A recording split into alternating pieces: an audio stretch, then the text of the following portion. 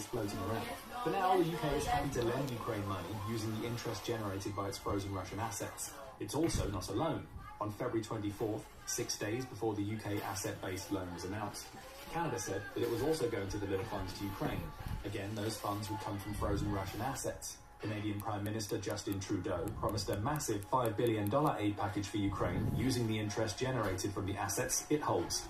Trudeau made the announcement to mark the third year of Putin's invasion and used it to reinforce Canada's support of Ukraine's fight. This is not a conflict Ukraine wanted, provoked, or asked for in any way, Trudeau said during a Kyiv summit that marked the third anniversary of Putin's invasion. This is a war started for one reason and one reason only: Russia's desire to erase Ukrainian history and expand their empire. The $5 billion Canada promised is the first installment of revenues generated from Canada's frozen Russian assets that are due to Ukraine. Canada has promised to forfeit that money for several years, along with pushing its European partners to do the same. The EU may not quite be ready to do so.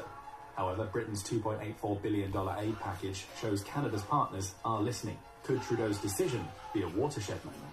We'll have to wait and see what happens. For now, we can speculate that Trudeau's decision to give $5 billion in revenue from frozen Russian assets to Ukraine made it easier for the UK to follow through with its own package. The asset barrier has been broken, and the UK is following in Canada's footsteps. Still, this brings us to a pair of interesting questions. How will the $2.84 billion in seized Russian funds be used? And why is the UK doing this right now? The Kyiv Independent provides some answers to the first question. It says that the loan is part of the Group of Seven, or G7's Extraordinary Revenue Acceleration, ERA, credit initiative.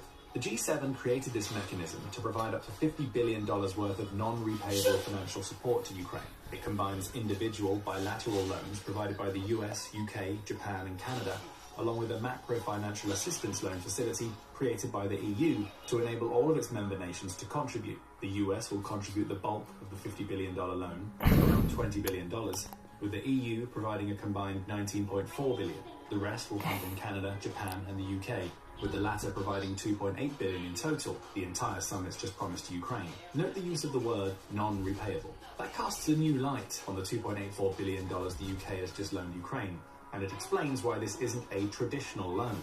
This is essentially a loan in name only. Ukraine isn't expected to repay the money specifically because it's being funded by interest and revenue generated on the frozen Russian assets the UK holds. The $2.84 billion is essentially a grant under a different name, with the loan mechanism being a diplomatic tool the G7 nations can use to claim they're not giving Russia's frozen assets to Ukraine. As for how Ukraine will spend the money, Ukraine's finance ministry keeps it brief.